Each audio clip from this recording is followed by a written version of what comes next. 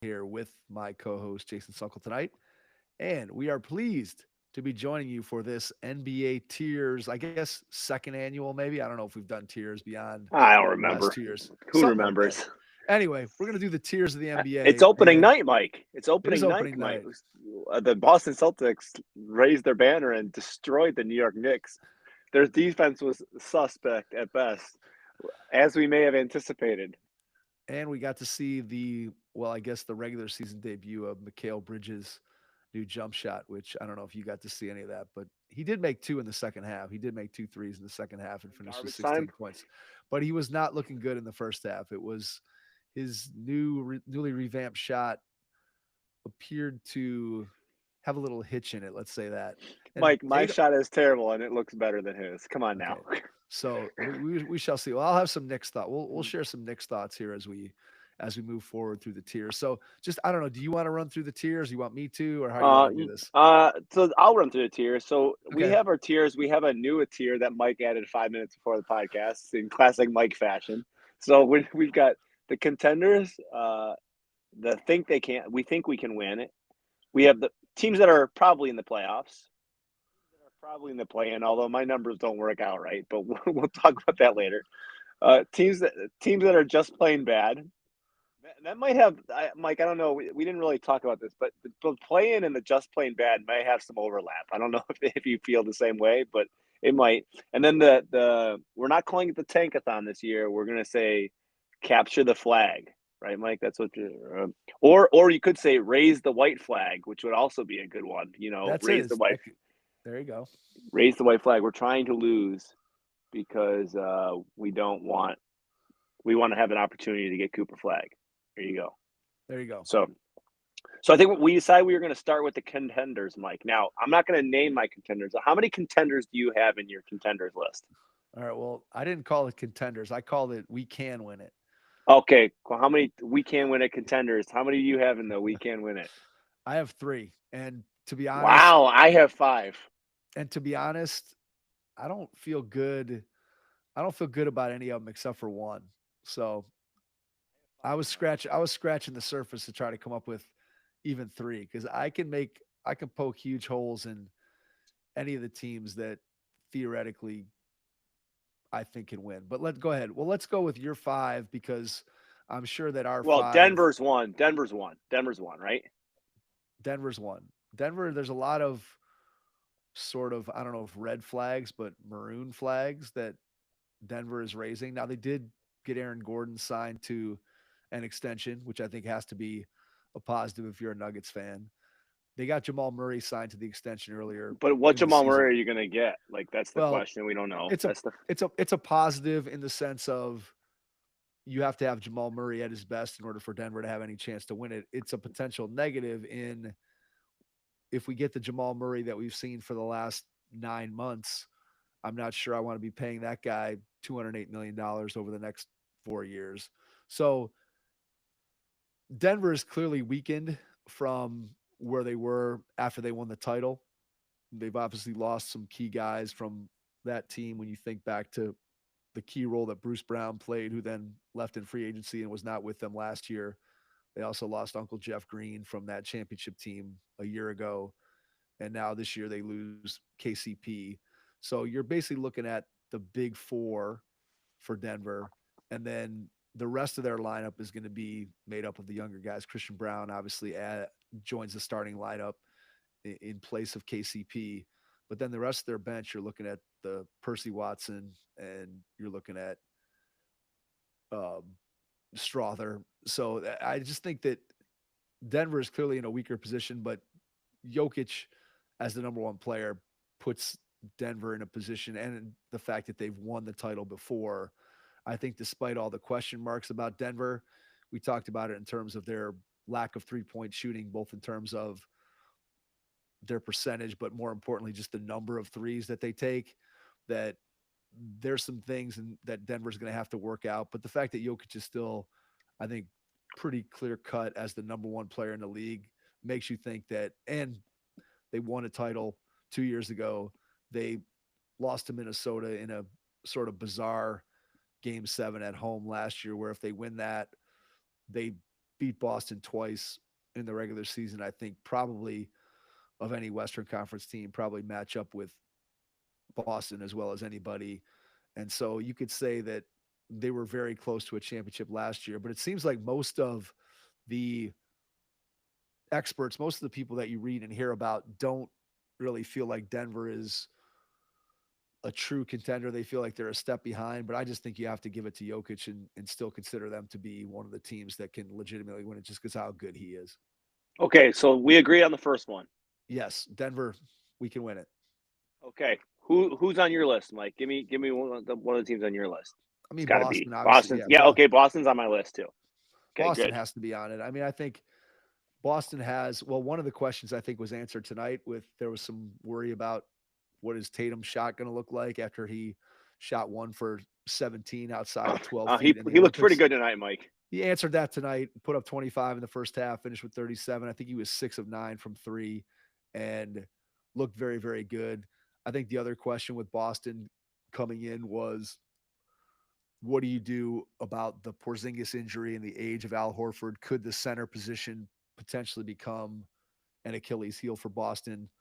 Horford looked fine tonight. Porzingis is going to be back, you would have to think, at some point during the season. And this team is strong enough in the other positions. They have a deep bench of guys who, sure, they're not all-star level players coming off the bench, but they're guys that are reliable that you can bring on to fill spots on your team. I just think that their depth and the fact that Tatum and Brown are healthy, those guys play lots of games, are not load managing.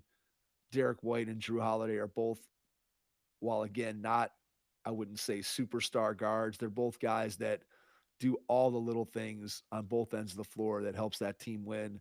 They're the defending champs. We know about the quote unquote chips on their shoulder with Tatum's Olympic experience and Jaylen Brown being snubbed for the Olympic team. Yeah. But I think it's probably pretty clear that as long as Tatum and Brown remain healthy, that Boston is going to be right there. I mean, they ran roughshod over the Eastern Conference last year.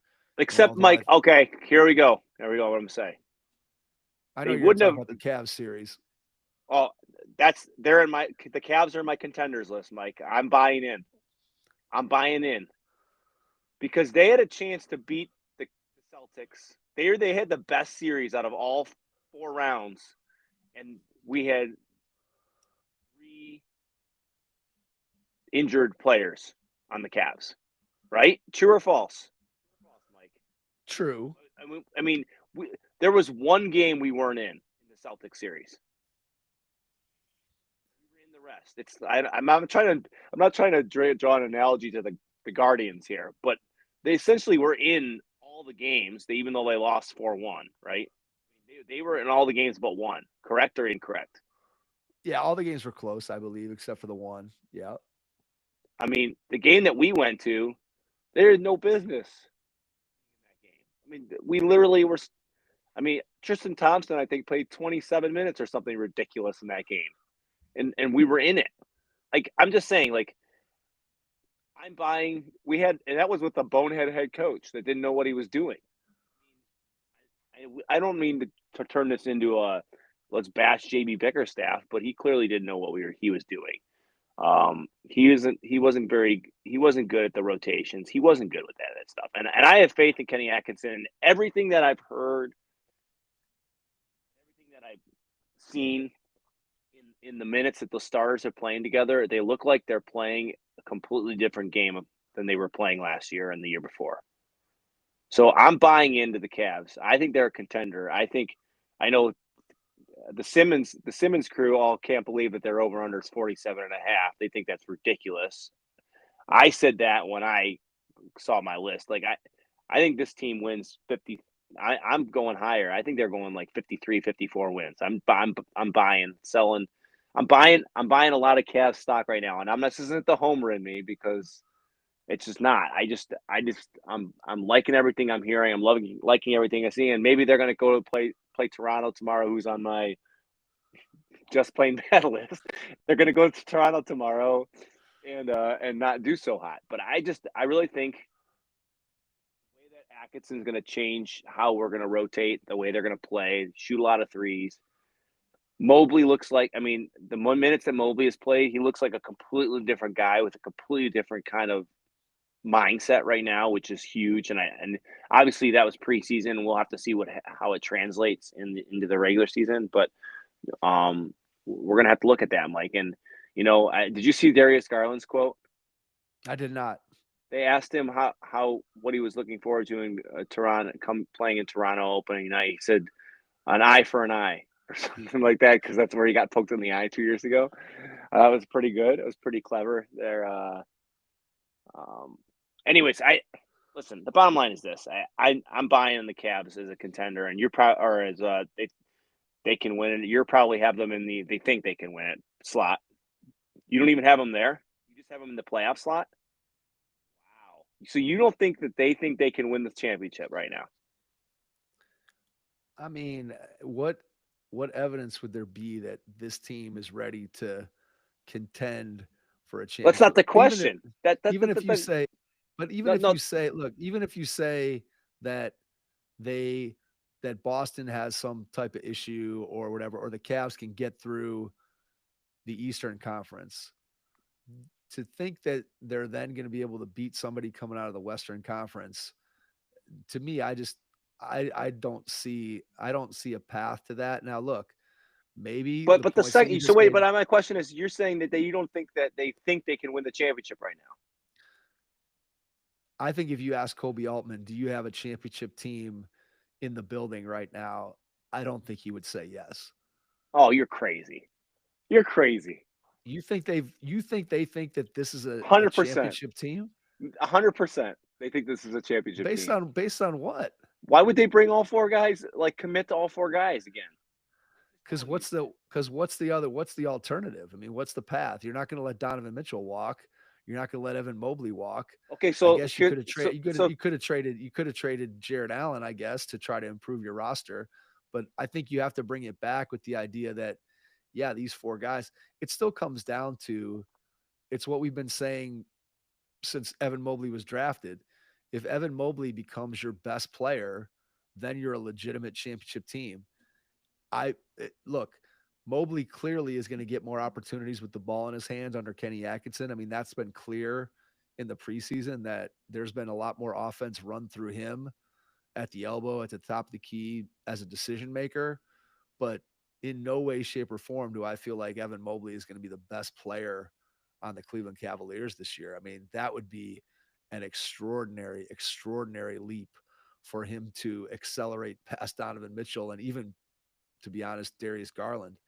And so I just don't see the path. It's the same conversation that you and I have had many times. I just don't think that a backcourt with these two guys at this size and with Evan Mobley not being their dominant offensive player, I don't know how you can look at this team and think, and I'm not criticizing you, I'm just saying I don't understand how this team could look at itself and say, hey, we're poised to win a championship. Even if things go perfectly, they stay healthy. I just don't see the path without Mobley being their best player. I just don't think that Mitchell can be the best player on a championship team with the way that this roster is constituted. Now, look, maybe I'm wrong, you're but wrong. okay, that's fine. That's fine. But I could see how I could see how Donovan Mitchell feels that way. I could see how the players feel that way. I can't see how a front office looks at this roster because you're basically bringing back the same team. And again, I know you talked about the coaching, and I agree. I think Kenny Atkinson is going to be an upgrade over Bickerstaff, and I think that's definitely a plus. But as far as again personnel, this team's been good, but this team, I don't think anybody look. Yeah, did they challenge Boston? Sure, but Boston's mo all year was we kind of just lollygag around and then we eventually win games. And you could say, oh, it's the playoffs, but Boston, how seriously were they taking the Cavs with all the guys that were out of the games? And that's just been the way that Boston's approached things, rightly or wrongly. And look, I like this Cavs team. I think this Cavs team in the regular season could win 53, 54, 55 games. I just don't see, based on what they've done in the playoffs, where 2 years ago they lose to the Knicks in a non-competitive series, and everybody was healthy in that series. Last year, Jared Allen's out with a mysterious injury to his rib cage that it seemed like the team thought he should have played through that injury, both the coaching staff, the management, and the players. That was just the sense that you had coming out. And they barely beat an Orlando team that, look, Orlando's good, but Orlando vastly inexperienced and their first time in the playoffs. And the Cavs had to squeak by with every bit of Donovan Mitchell's best to win that series. And then you go up against Boston, you lose 4-1. I just don't see where this team goes from that to we're a All championship right, contender. we agree to disagree. We're on pace for a 2.5-hour podcast, Mike. We better get rolling here. Perfect. Well, all right, let's go. So who's your third team? My third team is Minnesota. You do not have Minnesota. Okay. We're losing by 20 right now to the Lakers, just so you know. Down 20? Down 20 to the All right, Lakers on opening night. All right. Well, hey, I was thinking about putting the Lakers in this category, but I don't know. I have them in the think they can.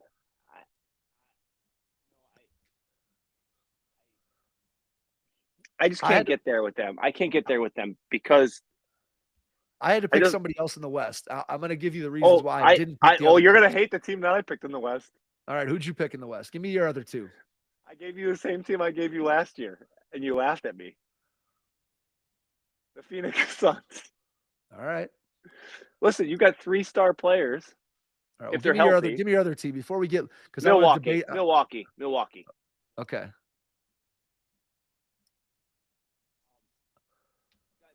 Phoenix is 3-star players.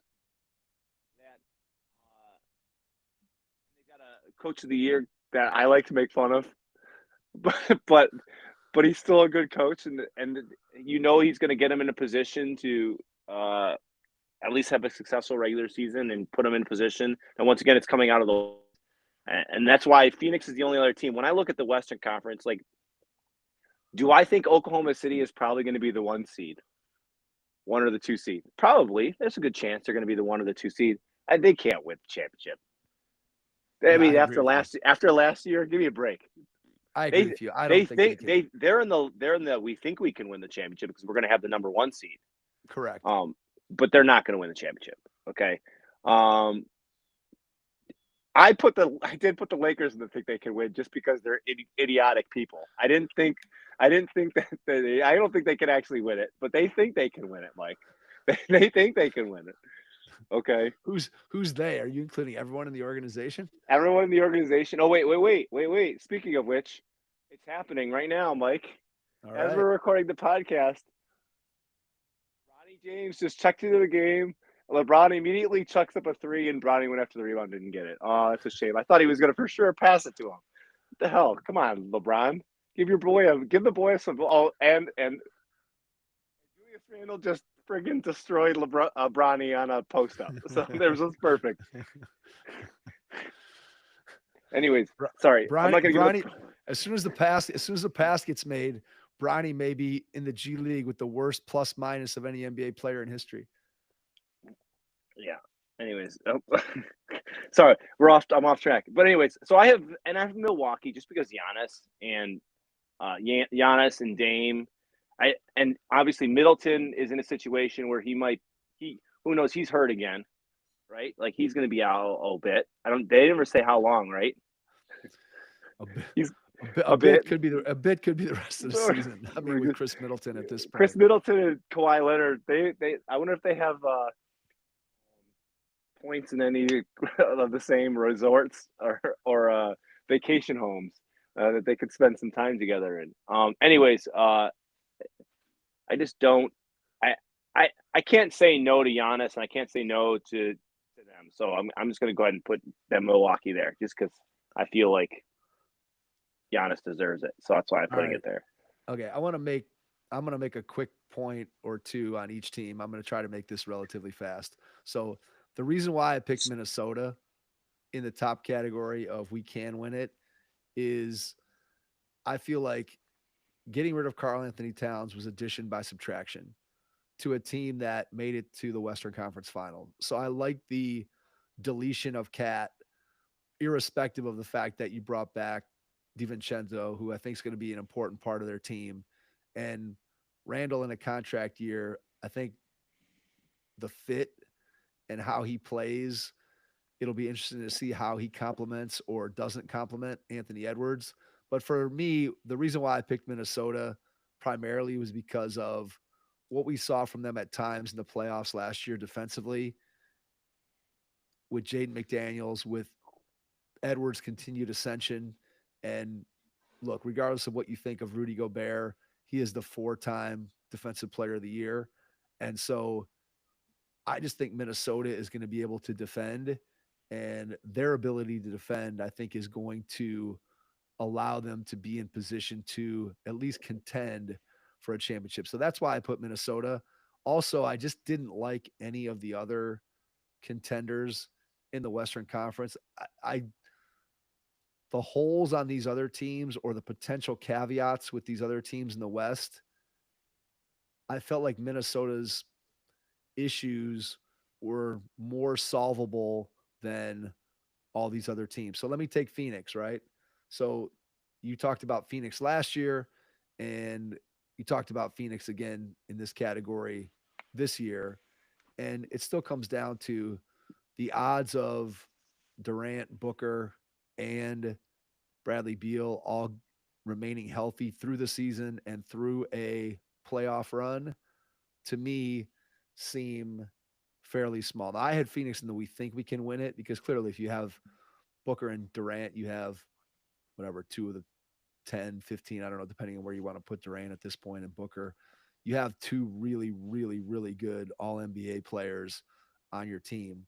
And they did make some moves around the margins that I think are going to help with the roster. Primarily adding Tyus Jones, I think, makes a big difference in terms of just having a reliable guy that can handle the ball and get your stars set up. But I just don't trust the Suns' health. So when I compare their chances to Minnesota, now Minnesota, again, basically took out a healthy Phoenix Suns team last year in the playoffs 4-0. So I just feel like Minnesota's defense is more of a sure thing than the health of Phoenix, which is why I put Minnesota up there. And then the Bucks. Look, I've been the biggest Bucks, I don't know, you want to call me apologist, fan, supporter, or whatever. But I think that when I look at what happened to them last season and the fact that Dame really never got to the level that he had reached the previous season in Portland, and obviously there were all kinds of potential reasons for that to occur. But when that trade first happened, I think that people thought, well, Milwaukee's defense is going to take a step back, but their offense is going to kind of become unguardable. The Dame Giannis pick and roll is going to be something that no team is going to know how to deal with. And that just never took. It didn't take under Adrian Griffin, and it never took once Doc Rivers took over either. And so I look at it where Dame's now a year older, Lopez is a year older. We already discussed the Middleton injury, with which who knows when he comes back. Giannis is Giannis. I mean, he's going to be right there in the MVP discussion at the end of the season. And they did make, again, a couple of nice acquisitions when you talk about Gary Trent, who I think is going to start for them, and Torian Prince and DeLon Wright. I think those are all quality pickups that make them a little bit deeper and a little bit better. But I don't think, look, I look at that roster and I didn't even have the Bucks and we think we can win it, just because one, I don't trust Doc Rivers. Two, they're already old team as a year older. And so I actually had them in the just playoffs category. So that's why I picked Minnesota. I don't really, to be honest, it was really hard to see any of these teams, honestly, besides Boston is the only one I can truly see a clear path to winning the title, and Denver having Jokic being the best player. And then I just felt like Minnesota's defense was the one other thing that felt like, hey, that's going to be pretty solid regardless of who they're putting out there on the floor. And if Edwards if we go back to after they beat Denver, the way everybody was talking about Anthony Edwards, and obviously he didn't have a great series against Dallas when they lost, but if Edwards continues to ascend, maybe that pushes Minnesota into this final category. So I only have 3 teams. I only have Boston, Denver, and Minnesota, and you went with 5: Boston, Denver, the Cavs, Suns, and Bucks. So that covers those teams. I had the Suns in the we think we can win it, and I had the Bucks in the playoff category. So let's jump down to who our other teams are in the we think we can win it. So I'll just list all my teams, and then and Okay. you already talked about Minnesota. I have Minnesota there. Okay. And now I want to be clear here, Mike. I want you to understand, like when I come up with this list, I think of people who really think they can win it. Yeah, I Not understand. so it's not someone I think can win it. Right, I understand. Okay, Yeah, I did the same. okay, I did the same okay. thing. I So mean, I have the New York Knicks in this list. okay. I think they think they can win it with this trade. Based on the showing tonight, there's going to be a little bit of a learning curve here. Okay, I think Dallas thinks that after last year being in the finals, they think they can win it. I don't think they can. As I've already said, Oklahoma City is in my list. They think they can win it. I don't think they can. I think I've already kind of made it clear. They're going to have a good regular season, but I just don't think SGA being the best player on the team right now with the current supporting cast, they're ready for it yet. Obviously, and you know, I think SGA is probably a top 10 player in the NBA. I know like ESPN had him ranked 4. I don't know if I buy that right now. Like I don't know if you saw the list of the top 20 that Bleacher Report and TNT put out. How is Donovan Mitchell not in the top 20?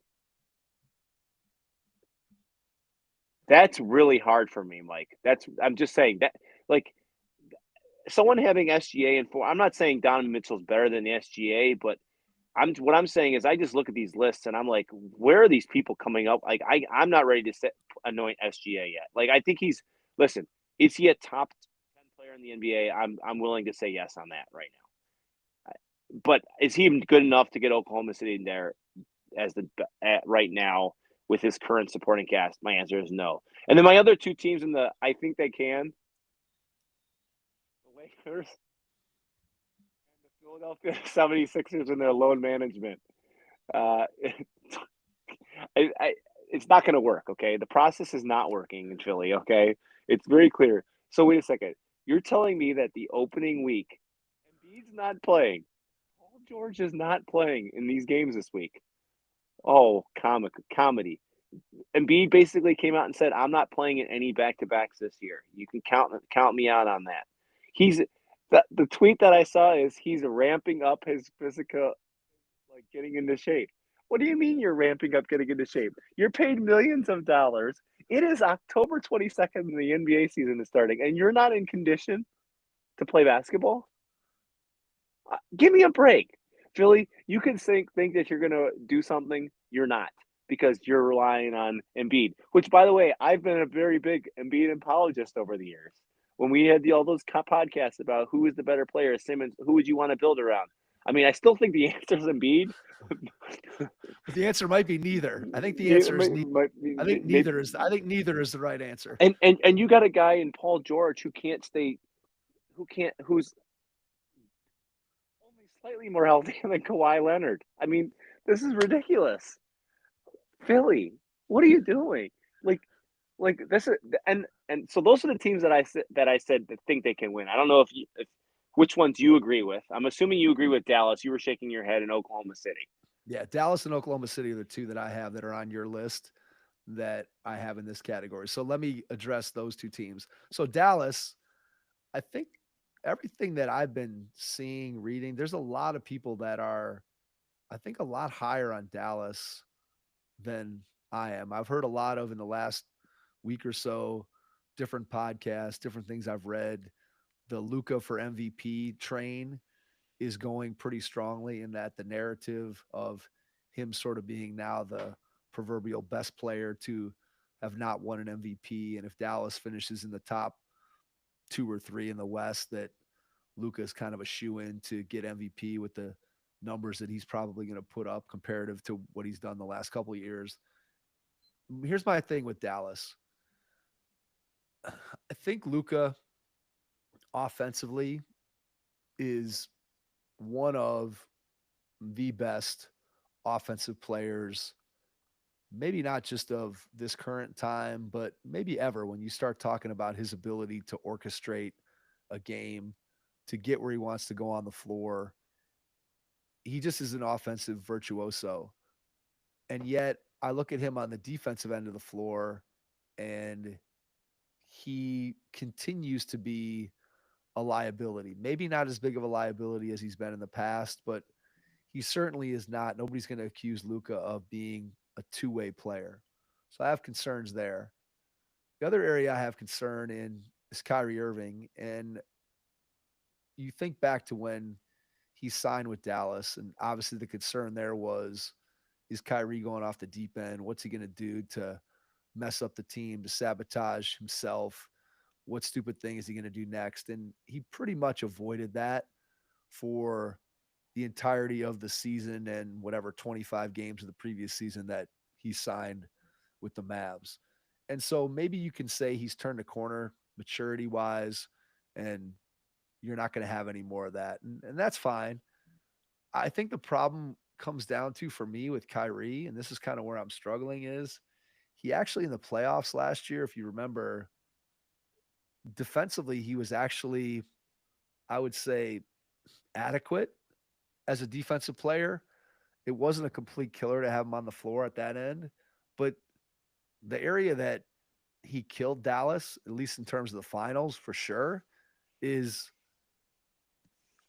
where was the Kyrie from 2016 of he's just carrying the offense when LeBron, or in this case Luca, is resting or But, is on the how much did floor. Lucas? How much did Lucas sit? But the thing is that they needed Kyrie to be the Kyrie from 2016. They needed to have him to have that kind of shot making. They needed him to shoot that kind of percentage. They needed to be able to rely on him as a proven offensive playoff performer. And I'm going to be honest, like I just didn't see that from Kyrie last year. And I have real concerns that if he's the second guy on an offense at this stage of his career, I don't know that you can rely on him in that way. And that's why I'm a little bit, I think, lower on Dallas than lots of other people. Obviously, the Klay Thompson piece of it gives them somebody who can stand on the other side of the floor and space it when these two guys are doing their thing on the ball side. And that's definitely an upgrade.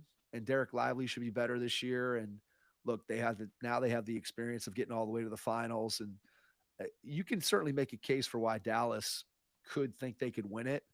But I just, man, Kyrie, he's still too much of a wild card all the way around. But specifically for me, I just didn't like his playoff offensive performance, particularly in the finals. It felt like there were a lot of big moments where they needed a basket from Kyrie, or they needed a 6-point run over the course of 3 minutes from Kyrie, and they just never got that in key moments. And I don't know if that's gone. I don't know if it's coming back, but I kind of feel like it's gone, and that's why I can't put Dallas up in that top category. So that's why I have them in the we think we can win it as opposed to we can. So that's my Okay. Dallas thought. And then OKC, look, I think SGA, the consensus around the league is that he's one of the four best players.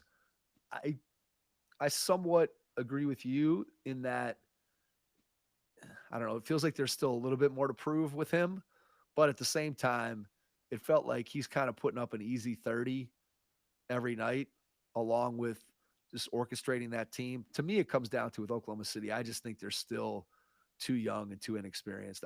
To have a team that's going to jump from last year being their first year where they're really really good, and they make it to the second round of the playoffs, and they're still. It's not like they're filled with better veterans. Sure, you sign Hartenstein, good signing, shores up their physicality, their rebounding, gives them some interior presence. Then he's hurt and is out for what, I don't know, 6 to 8 weeks with the broken hand. Well, so they reevaluate him in 6 weeks, Yeah, right? That's what they so it's going said. to be a So while. So he's not going to be back for a while. Caruso, obviously a good pickup, does all the things that you need on a championship team.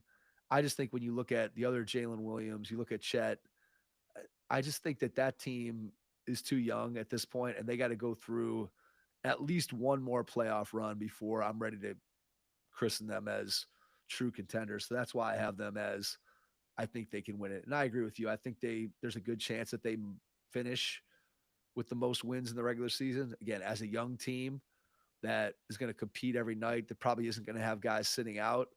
That's a formula for winning a lot of regular season games.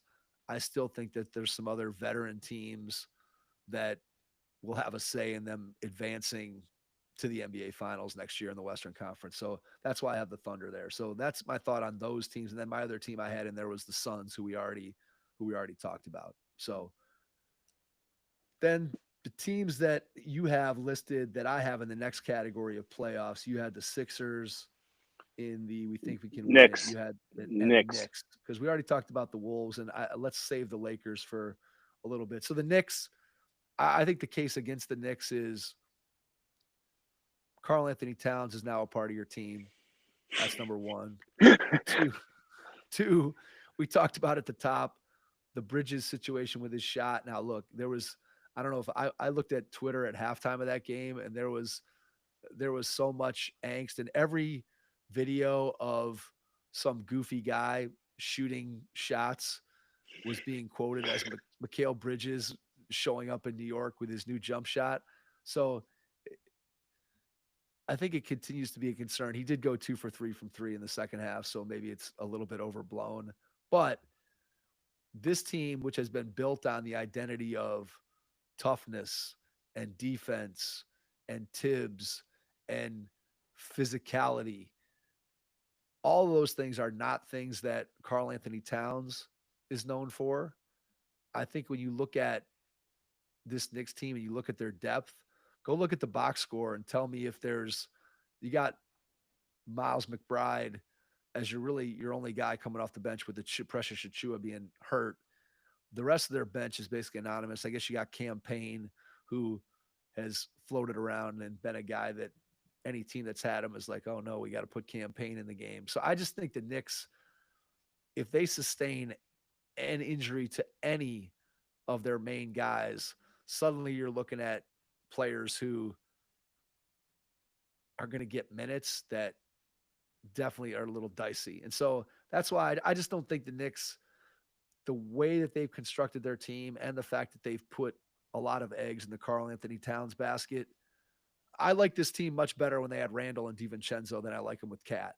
And maybe you can say that ceiling is higher if things work out perfectly with Towns and they get his talent to fit into what they're trying to do.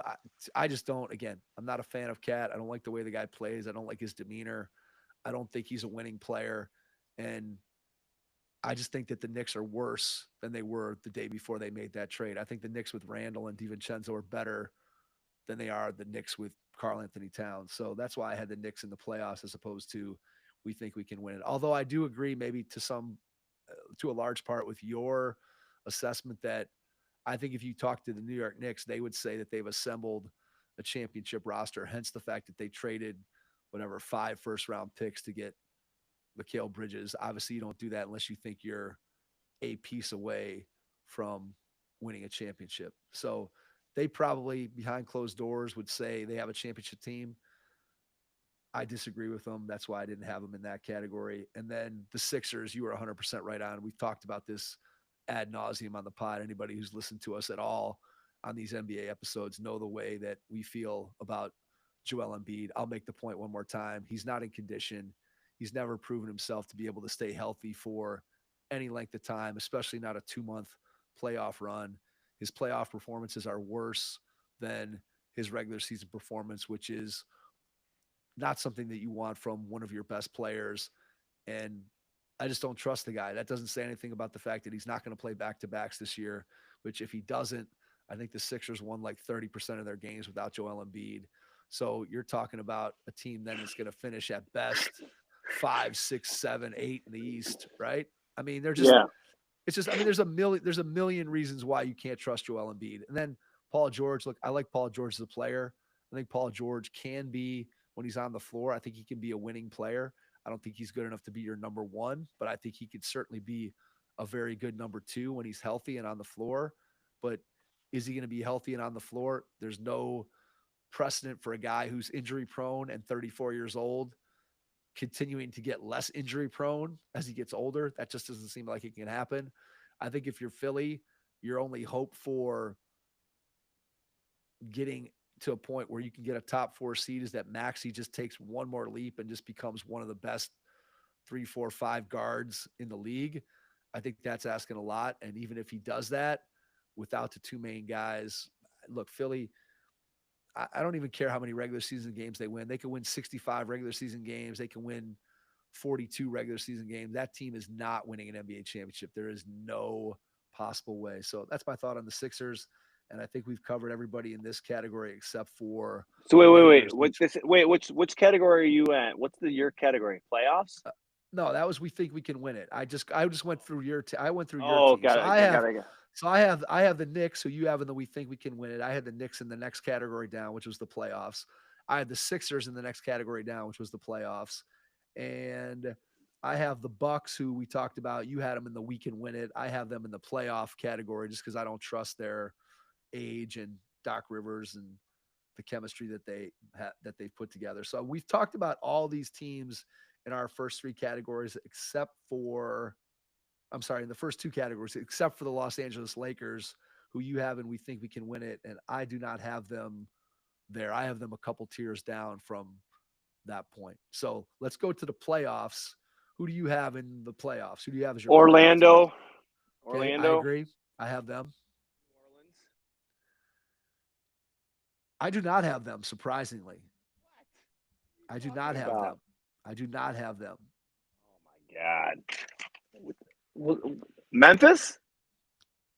I mean, what are you asking me or are you telling me? I'm asking you. Who's your other Western Conference? I have Memphis. It came down to Memphis or New Orleans. Get out of here. Okay. Look, I've been the biggest Zion apologist. Did you see the Memphis injury report for the game tomorrow? First, their opening night, they got 6 guys out. I know Jaren Jackson's out for at least the first week. GG. Right. Gigi's been out. GG Jackson's been out. For someone else. Who was the other one? Three key players are out. I can't remember who the third one is. I don't know if is Brandon Clark back yet? No, he's not back. He's not back yet. I don't think. But but I'm just telling you, I don't believe the Memphis Grizzlies training staff is the same as the Cleveland Browns training staff. Everyone's getting hurt. We're not. All right, that's fine. Okay, we'll come back and argue Magic versus Pelicans in a second. Give me your other. Do you have any other teams in this category? Indy's kind of a borderline playoffs play-in team for me. I kind of have them in the middle. I don't know if that would be playoffs, like Jim Mora used to say. Is that all right?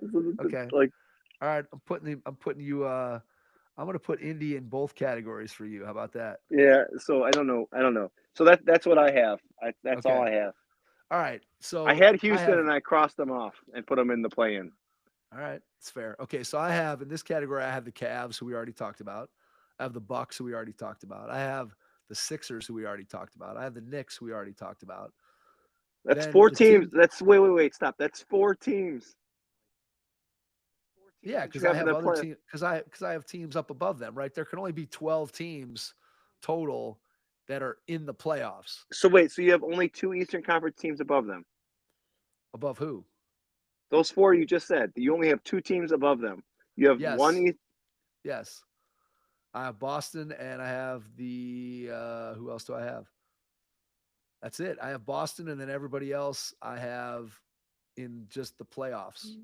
Well, so then you only have 5 teams? You only have 4 Eastern Conference teams? Where's the 6th team at? No, listen. Not that we can't even follow this ourselves, so I can only imagine how excited our listeners are to try to figure this out. So here's what I have. We can win it. Boston. That's one playoff team. Okay. Then in the playoff category, I have nobody in the we think we can win it category from the Eastern Conference. So then my other playoff teams in the Eastern Conference are the Cavs, that's 2, the Bucks, that's 3, the Magic, that's 4, the Sixers, that's 5, the Knicks, that's 6. So 6 teams that are playoff teams. So the teams that we haven't talked about yet, let's talk about the Magic because both of us had the Magic. I'll let you make the case for the Magic. I Well, think I it's mean, pretty The straightforward. Magic, the Magic played a great series against the Cavs. They had a great season last year. You'd only think they'd get better. Uh, and I mean, I don't know what else to say. Like they're going to be a good team this year. They're going to be contending for the playoffs again for sure. And they don't think that the roster is complete, that they're under no illusions that they're gonna win the NBA championship this year Yeah, with hundred this percent. team. Now, look, they could say, hey, we have the core put together that 2, 3, 4 years down the road, maybe this core of Paolo and Franz and Suggs, maybe that group makes up the core of a contending for an NBA title team. But they certainly don't think right now that they're going to win the title. I mean, they won 47 games last year, and would they finish in the 5 seed? I mean, there's no way that they're worse than that from a record standpoint, other Yeah, than the fact, I guess maybe if you want to argue that the top of the East is better, which I think, to be honest, I think that's debatable. That seems like a common belief this season, but I'm not sure that I buy into that wholeheartedly. But nonetheless, Orlando's not going to finish with a worse record than they have this year unless Paulo or Franz goes down with an injury. So I think you have to solidly put them in the playoffs. And then I guess let's go ahead and debate Memphis versus New Orleans. well, I just can't buy that Jaw's going to stay out of trouble, stay healthy, any of that. I mean, it's fair. I You're can't believe basically betting on.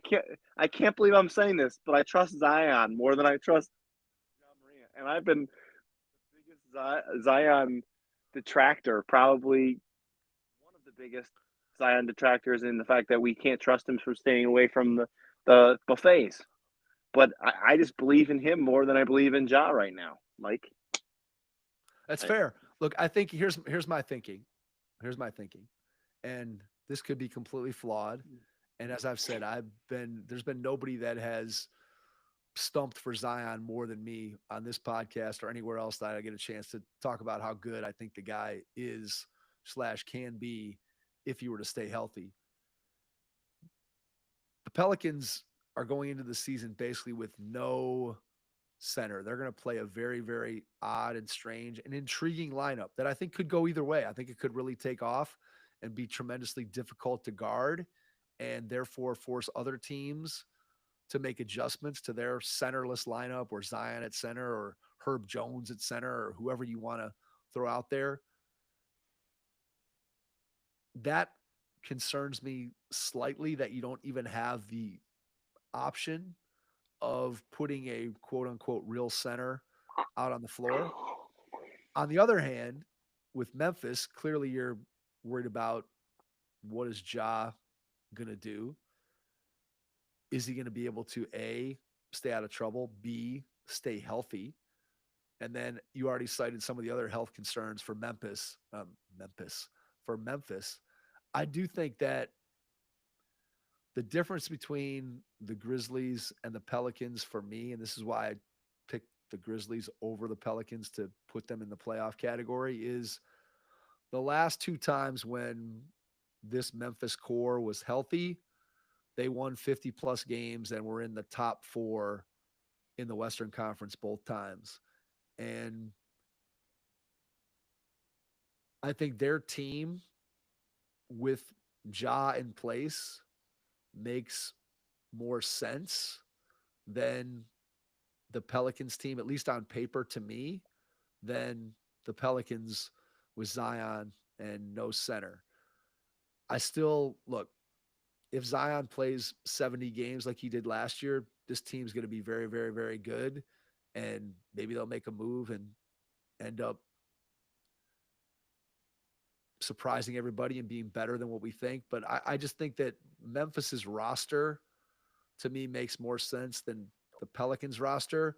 And I think Ja and Zion are both clearly have question marks as to how much they're going to be on the floor. Ja has 2 potential question marks with his character and with his injury situation, and Zion obviously has the injury situation. So I went with Memphis.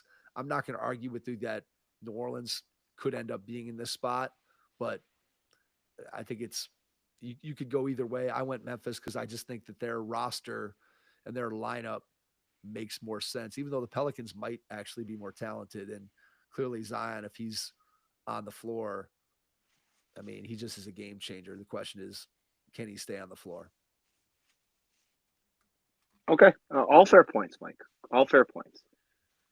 All right, what other teams do we not talk about in the playoff section, Mike? Or we That's already it. kind of That's it. We got everybody except for Indy, and I figure we'll just save Indy for the play playing? in because we can, yeah, Yeah. we can talk about them in there. So give me your play in teams. Golden State, Okay, I got them.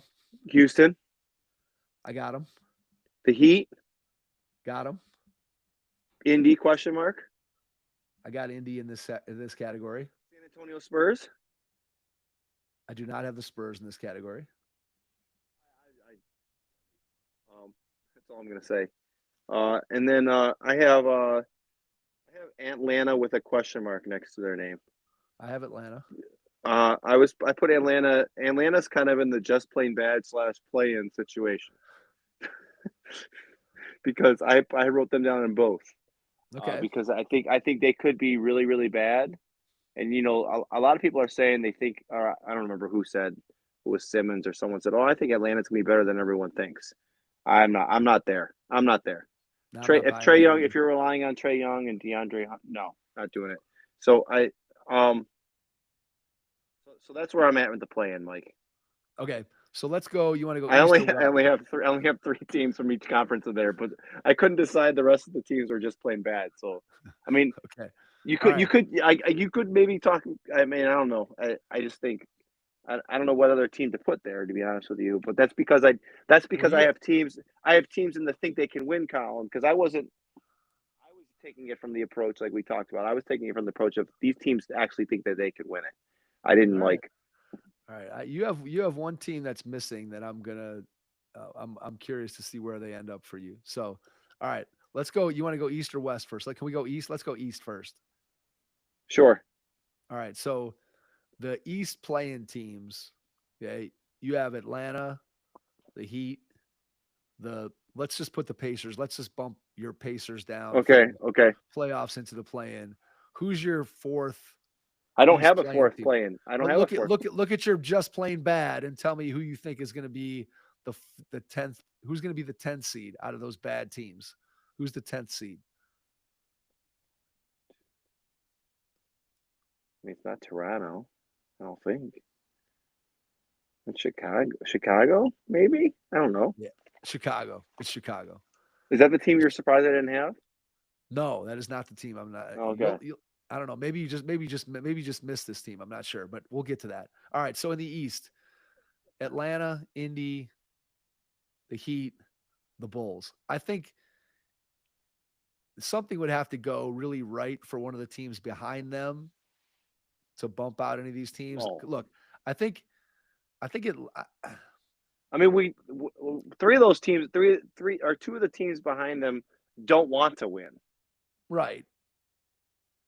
There's two teams. I think there's two teams that look.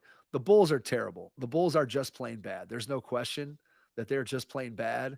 But one of those teams had to make the play-in, so that's why I put the Bulls in that credit category. I think. Look, Chicago clearly. Josh Giddey is going to be a good player for them. I think the fact that Lonzo is healthy. Now, Lonzo might only play 15 minutes a game or 10 minutes a game or 20 minutes a game, depending on what his health allows. Maybe he only plays in half the games. But Lonzo is a guy who makes the Chicago Bulls a better team. I think he would make any team a better team just by the way he plays, because he's such a good passer, but also such a willing passer and a guy who the ball doesn't stick with him. I think guys like playing with Lonzo. So I think he makes the Bulls better. You look at the emergence last year of Kobe White and how good he was. The rookie, I forget the guy's name, Bazelis, who they drafted at like number 10 or 11. There were a lot of quotes from Billy Donovan during training camp, basically saying this guy, he's going to play minutes for us. I think the Bulls, Levine, clearly the Bulls want him to play well so that they can somehow figure out a way to unload his contract. Chicago's not going to be playing to lose, unlike, as you said, several of the teams behind them. So I think that's why they grab that last spot. And then I think Atlanta, Indy, and the Heat all have reasons why they're better than the teams below them. And I think they all have reasons why they're not as good as the teams above them. Each of those teams has a, I don't want to say bona fide superstar, but you look at Atlanta, obviously has Trey. The Pacers have Halliburton, and the Heat have Jimmy Butler. And, the questions just become, how do those teams compare to the teams above and below them? I think Atlanta is probably the worst of those three. I would say that the Pacers and the Heat are probably 7, 8. Atlanta's 9. The Bulls are 10. It seems disrespectful to the Pacers who got to the Eastern Conference Finals, but I kind of look at them the way Atlanta got to the Eastern Conference Finals during the Ben Simmons pass off the dunk series.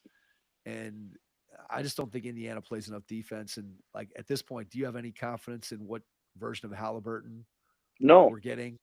I have none. no. I mean, I don't know. I don't know which version I'm getting. And then Miami, Jimmy Butler's 35 years old. Seemed like last year he took a lot of rest. He played a lot of minutes here in the preseason, and Pat Riley challenged him. And maybe Jimmy's going to play 75 regular season games. I just don't think that their depth combined with Jimmy Butler is better than the teams that are above them. So that's kind of my thought on the Eastern Conference play-in. You go 7, 8, Pacers, Heat, whatever order you want it to be, and then I think Atlanta's 9. I think the Bulls are 10. I mean, everything you just said makes sense to me. And at the same time, like I look at this and I'm like, the Chicago Bulls, could they be worse somehow and Toronto jump them, which is like terrible to say because. But I think if there's a team behind them that passes them, it's probably Toronto, right? If I was no, I would put Toronto third on that list of teams that could pass them. I think Detroit. Look, you and I are not necessarily huge fans of JB Bickerstaff, but I think JB Bickerstaff for this Pistons team, as far as getting them to buy in and play some defense and be organized, I think Bickerstaff's going to be a pretty decent coach for the Detroit Pistons, in all honesty. And then I think Charlotte to me is a team that has a high ceiling, but also a low floor. Like I think things could go really well if LaMelo kind of figures it out and stays healthy and him and Brandon Miller mesh.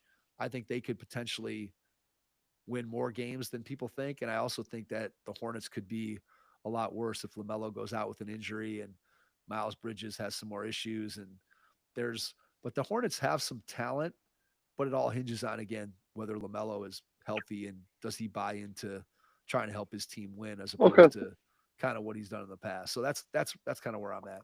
All right. So then when we look at the Western Conference, I have Golden State, San Antonio, Houston. If you're going to tell me that the Clippers are the team that I've left off, No, they I'm. are not. They're not. What team have I left off then? Sacramento. Where's Sacramento at? They're Oh, not. Sacramento. Sacramento can't be just playing bad.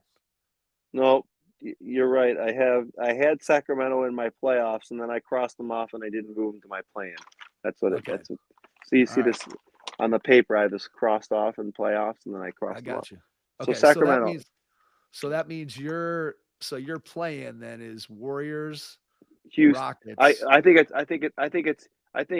it's probably Sacramento is probably the 7 or the 8. Okay. I think Houston and Golden State are probably 8, 9, and the Spurs are right 10. Okay. But then where's Memphis? You have Memphis and just playing bad? No, I had Memphis in my playoffs, Mike. Oh, you had Memphis. You had Memphis in the playoffs. I thought you were Yeah, making yeah. fun of me that you No, had New that Orleans I. and Memphis. I crossed Oh, off you had. Houston. Okay, you had Memphis.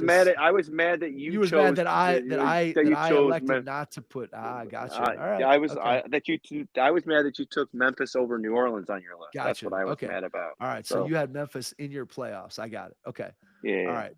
Okay. So you have as your fourth playing team the the Spurs. Spurs. I have the Pelicans. Not that I think they're going to be fourth. I think if I look at, I have Warriors, Rockets, Kings, Pelicans. I think Kings, Pelicans are the 7, 8, and Warriors, Rockets are the 9, 10. I don't know what the order is going to be in that particular quartet, but I think it's Kings, Pelicans.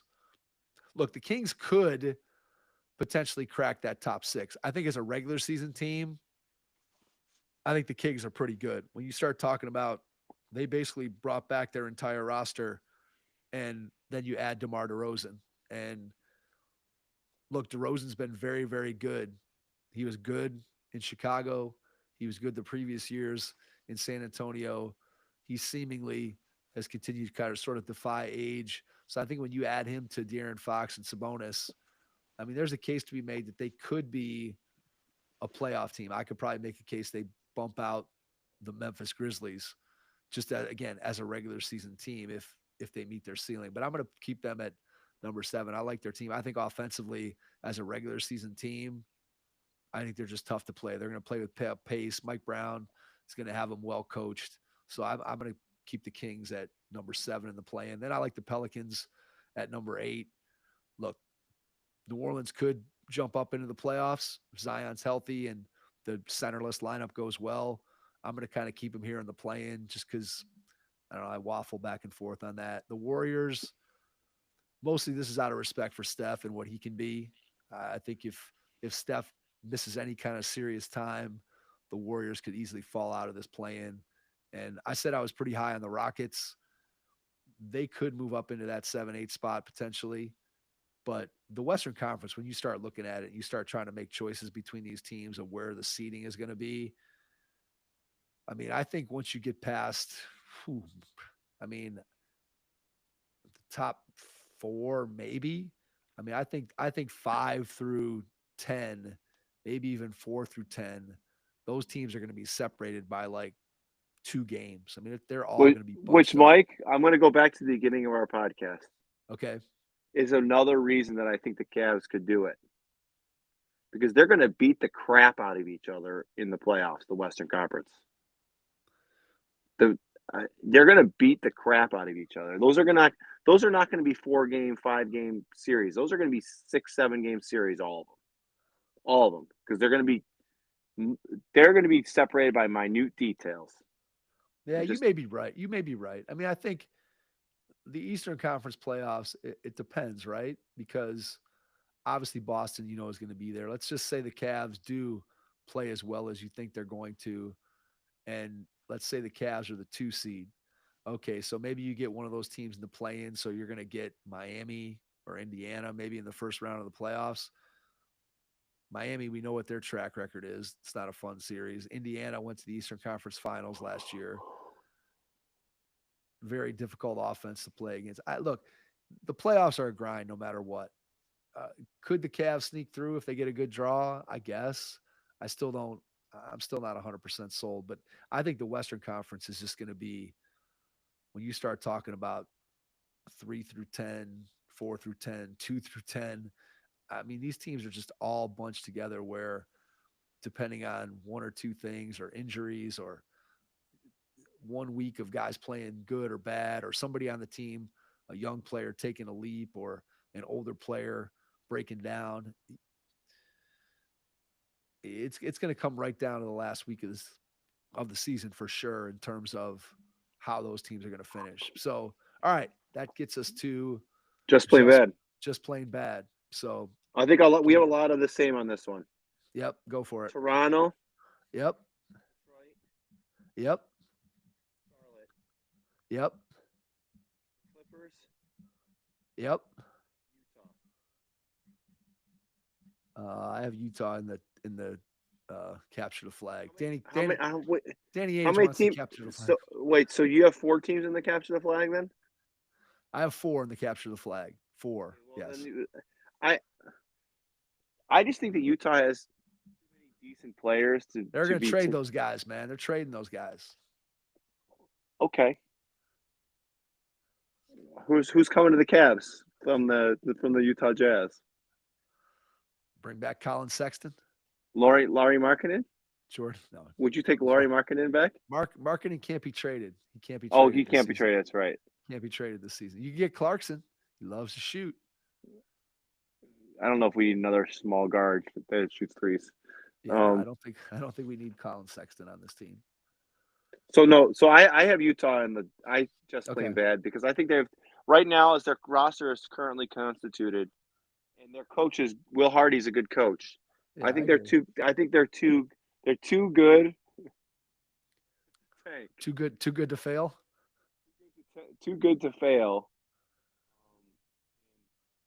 it'll be evident in the first few weeks what they're gonna have to do because it was gonna be really hard to a fan base if they're like confident and then Danny Ainge sells the farm. I don't know. That's not. That's hard to. They've done it the last couple years. I think they have one more year. I think this is one more year. You do it. Yeah, You but if try you to get remember, it. they got off to a hot start last year, and they That's what I'm they saying. start. They might get off to a hot start again this year. I'm saying they're not going to allow management is not going to allow the hot start to continue. They're going to do what is necessary to make sure that they have top 4 odds to get Cooper Flag. I'm Okay, telling so you right here now. I have an idea, Mike, for the NBA Sure. to combat tanking. Okay. No trades the first month of the season.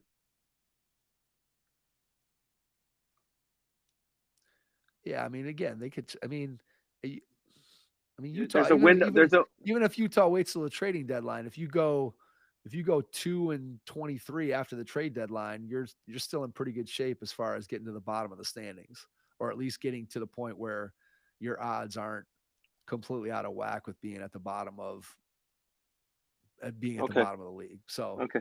like, I get what you're saying, but I just think Utah's mentality is going to be, look, you're right. If they play through this roster and they were trying to win, I don't think this is a bottom 4. I think they're probably better than some of those teams that I have as just plain bad, but I just feel like they're gonna go for Cooper Flag is kind of how I Okay. feel. So I have the same teams you do, with the exception of I have the Lakers down here and just plain bad, because when I look at where they're going to finish, I I just don't see a path for this Lakers team to get above any of the teams that we've already talked about that are my playing teams: the Warriors, Rockets, Kings, Pelicans. If all 4 of those teams are healthy, I think all You 4 of have the those teams. Spurs in the just came playing bad too. Yes, but here's why. Here's why. Let me explain why. Oh, come on. Because look, Wemby's going to allow them to take a jump. They won, I think, 22 games last year, and they're clearly going to win more games than that. I don't think that unless Wemby's going to be a top 5, maybe top 10 player in the league, which look, he could be, but even if he is, I think the rest of that roster isn't great. It's fine, but it isn't great. And I think the Spurs still, if you're looking at building for Wemby's future, I think you still want to put yourself in a position to get one more high draft pick before you start really going for trying to win. And so I don't know what that looks like. I don't know how they quote restrict their wins if Wemby really takes this leap and becomes an all NBA type player. But I don't think they're better than the teams that we have in the Western Conference play-in, or at least the teams that I have in the Western Conference play-in. I just don't see where they're to that point. And maybe just plain bad is the wrong category for them, but I don't think the Spurs get to the play-in, because I do think that they want to get What about one how about a more. new category for the Spurs? Not good enough to be good, but not bad enough to be bad. Sure, that's that's fine. The Wemby special category. I don't look. I think that I just don't think that they. I think the Spurs, again, they would be. I don't want to say disappointed if they make the play in, because if they make the play in, obviously Victor's going to be having an unbelievable season and carrying them to that point. But I think all things being equal, they probably would like to win as many games as they can, not make the play in, and then get some lottery luck and get one more really good player. Because again, you're going to get good fast with Wembanyama, and then you're going to be in a position kind of like the Cavs, where all of a sudden you're only picking at the back of the first round, where your odds of being able to get a blue chip guy are pretty small. And how easy is it going to be to attract free agents to San Antonio? So I think they'd like to get one more chance at drafting a homegrown guy that they could add and put next to Wemby. So that's why I have them in this So category. And then so Mike, go ahead. the Lakers really quickly. I think is where you're going, but I got to Yes. tell you this. So Max Christie's putting up quite the stat line tonight. It's rivaling Bronny's. Max Christie has played 9 minutes and has 5 fouls. that's that's That's That's pretty not good good. stat line. That's not That's good. pretty good That's stat not. line. The Lakers are up 12 right now, Mike, with 2.5 minutes left in the third. All right. Well, when the podcast ends, we'll sit down as I prepare the episode and watch the fourth quarter. All Yeah. right. Anyway, So the Lakers last year, obviously they're a playing team. They have tremendous health seasons from LeBron and AD. I think AD played 75 or 76 games. LeBron missed relatively few games, probably the least he's missed in the last 5 years. And I don't like the rest of the roster. You're telling me Austin Reeves didn't take the big leap that everybody thought he was going to take. You're still talking about Rui Hachimura. You're talking about D'Angelo Russell. Mike, the Lakers are winning 12 points while shooting 3 for 23 from behind the arc. Good thing they weren't playing the Celtics, because the Celtics, I think, were 29 of 53 from Yeah, three tonight. So yeah. they bombed the Knicks right out of the gym. Look, I mean, it's hard to say that a team with LeBron and AD are just plain bad, but I don't like the rest of the roster. I don't trust the health of their two main guys, and I just don't think they're better than those teams that are above them. Would it be a complete shock if those two guys are relatively healthy that they make the play in? It wouldn't be a complete shock, but I don't think that's going to happen. And I just think that the rest of this roster just isn't good. If they sustain one injury to either of those guys, you're suddenly looking at a mix that I'm not sure is capable of winning very many games in this Western Conference. That's why I have the Lakers as just plain bad. But I understand your point of thinking that they think they could win it. Just like I said, if you talk to Kobe Altman of the Cavs and you injected him with truth serum, I'm not sure he would say, hey, we have a championship team. I would bet if you injected Rob Pelinka with truth serum, he would say, oh, yeah, we've put together a championship team. So I understand your perspective on that. So just plain bad. Let's get to the last category. Tank for flag. Capture the flag, man. Capture the flag. Raise the white flag. Flag hunting. The Wizards of Washington. Yes. Blazers of Portland. Yes. The Brooklyn Nets are the three teams that I have. And obviously you added the Jazz of Utah. We've already talked about Utah. Listen, the Wizards, I feel like the Wizards have been tanking as long as the process occurred. I mean, when was the last year, Mike, that the Wizards were good? Let's just think about this for a second. The John Wall, Bradley Beal, that was like the year they went 7 games with the Celtics, 2018. It's not as long ago as you think. Well, maybe it's because they were good for like 2 years, and then before that they were terrible, and then going back to like 2000, like I think of post LeBron years. After Gilbert Arenas, right? After Gilbert Arenas gets hurt, right? And After Gilbert Janoris Kirkland brought guns into the locker room, right? And all that fun stuff. Yeah. So like after that whole situation happens, they were bad, and so they're bad. Okay, the Brooklyn Nets are terrible again. They've been rebuilding since. I mean, they had like 2 decent seasons, but they've basically been rebuilding since the trade with Boston. Like, let's be honest. Like, the Nets haven't been good. Like, the last time the Nets were really a legitimately good team was when they were in New Jersey. Okay, let's be honest. When Harden, Kyrie, and KD were healthy for 16 games, that's when they were good. No, come on now. And then the Blazers haven't been healthy since, or haven't been good since they traded. I mean, they were the whole Dame CJ. Obviously, they were good. They had 1 or 2 good runs in there, but they've been bad as well. Like, I will say this though, I'm gonna take the bright side of things. I would probably right now rather be those 3 teams and tank than be like the Toronto Raptors, who are like stuck. They're kind of stuck in what the Wizards were stuck in the mid 2000s, right? Where you're just like stuck in mediocrity. The Atlanta Hawks were stuck in mediocrity, and they're currently stuck in mediocrity, right? Like, they're like obviously short term, they're not in a better spot than those teams, but I think possibly long term, if things work out for them, those teams, are going to be better off. And I don't know if you agree with what I just said, but I think I would rather be the terrible teams this year than be teams that are stuck in the middle. You don't want to pay Emmanuel Quickly $160 million over the next 4 years or whatever it is that the Raptors are paying him, and RJ Barrett, who again is a fine player, but if you're building your team around quickly and Barrett and Scotty Barnes, you're going, I would say, nowhere fast. And yeah, if You're you're not going anywhere quickly. no, you're not going anywhere quickly. That is definitely true.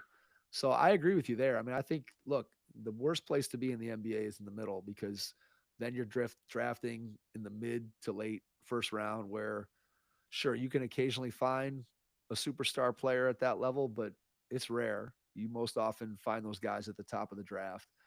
And yeah, I mean, if you're Brooklyn, them being able to recoup their own draft capital and putting themselves in position where they can control their record and have an opportunity to get back to the top of the draft. Great move by the Nets management. The Wizards finally have just completely bought into it's time for us to be bad and it's time for us to rebuild.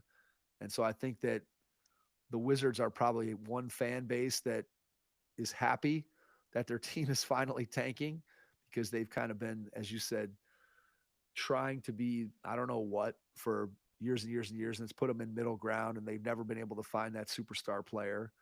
And then I think the Blazers, to be honest, are kind of the most interesting of these teams simply because they have guys that I think have value to other teams and teams that potentially could be good teams. You talk about Robert Williams, the Time Lord. If he becomes available and he's healthy, there are a lot of contending teams that I think would want him. You have um, Jeremy Grant. I almost forgot Jeremy Grant's last name, but you have Jeremy Grant who has probably is overpaid, but Jeremy Grant's a good player that could fit in on a playoff rotation on a lot of good teams. And I think Anthony Simons, it'll be interesting to see if they think he's a long-term piece or not. I guess it depends on where you are on Scoot, if you're Portland's management, whether or not you think Simons is expendable.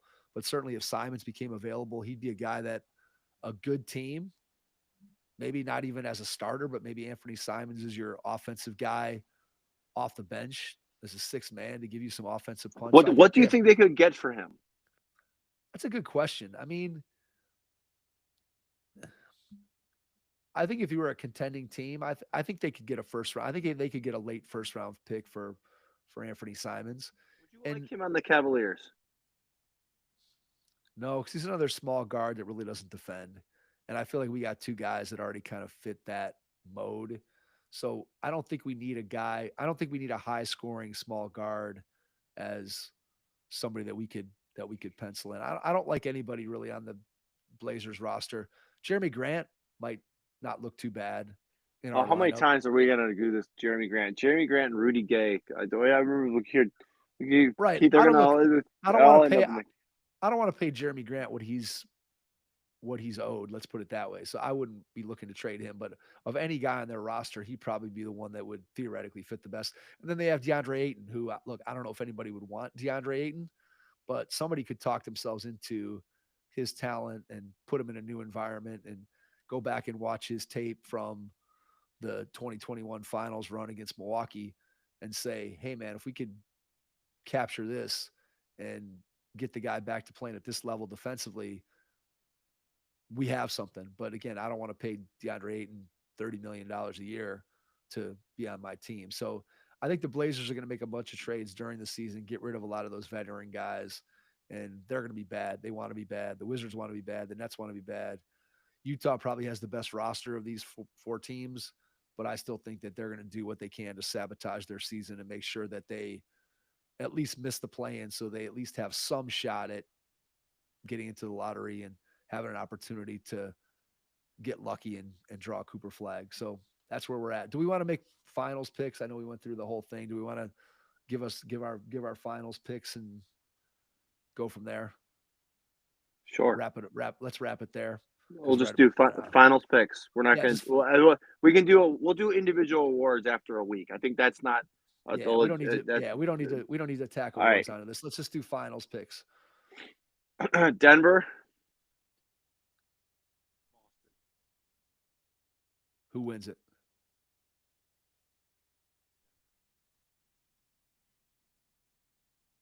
I think I agree. I think the Cavs are in the Eastern Conference Finals against Boston, and I think it's I'm gonna go Denver Phoenix in the Okay, Western Conference. all right, I'm gonna go Denver, Minnesota, Western Conference Final. Denver gets their revenge. Boston, oh man. I mean, I can't necessarily disagree with you that Yes, yeah, I've converted him maybe. it could be. I just every one of those Eastern Conference teams Well, here's the argument, Mike. Do you think the has Cavs flaws. are a 2 or a 3 seed? They're a 2 or, I mean, no, I no, mean, I'm not. You don't have to make a decision. Do you think they're probably going to end up as a 2 or a 3 seed? they probably They're are not going to be a 4. They're not going to be a 4 or 5. because I think their whole. I think the Knicks have holes. I think the Sixers have holes. I think the Bucks have holes. So I so honestly think so so they're I going. think honestly think the Magic might have a chance to be. The Magic might have a chance to have a top 3 seed. In all honesty, So my argument is the Cavs are probably a 2 or a 3 seed. So therefore, they're probably the like when opposite you look at bracket the of Boston. opposite Yeah, bracket of Boston. So that's why I say Cavs, Boston in the final. that's fair. All right. Well, I'll go Denver, Minnesota in the West. I'll go Boston. I'll go Boston Cavs. Why not? Yeah. I think Boston gets to the finals. And look, I don't feel good about. I honestly don't feel good about any of these picks, but I'm going to go Denver over Boston too. The power of Jokic. Yep. All right. I'll leave it there. Perfect. Browns. No, no. Okay. Okay. Come on Guardians. now. No, we're not going to talk about that either. All right, we'll leave it there. So, thank you for joining us tonight. No Cleveland sports talk here to wrap up the podcast. We appreciate listening to our NBA Tiers episode, and we will be back next week to talk, I think, individual awards, react to the first week of the season, and obviously we'll have our normal interview episode going up on Thursday night. So, thanks for listening tonight. Really appreciate it, and we will catch you on our next episode. Thanks. Whew. All right. LeBron's stat line tonight is atrocious. Okay. LeBron is 4 of 10 from the field. Okay. 8 points. 8 points. Rebounds, 3 rebounds, 2 assists. He doesn't have 10 yet? He doesn't have 10 points? He literally just scored a basket to get to Okay. 10. He literally just got Wow. Well, there you go. 10, 3, and 2. That's not Start good. the fourth quarter. Start the fourth quarter, and they're still winning. They're only up 8 now, though. You see this? The Wolves just extended Rudy Gobert. Yeah, 3 years, 110 million. It was right before the game started. Wow. How about that, man? Yeah, we didn't talk about that at all, but That's fine. I mean, whatever. It's fine. But interesting. Fernando Valenzuela died, man. Did you see that? no, I didn't see that. 63. Did All you right. see that? Did you see that picture of him? No. Like he looked. He was probably before your time, right? Yeah. Yeah. I mean, he was fat when he played, and then there was a picture of him. He was just like.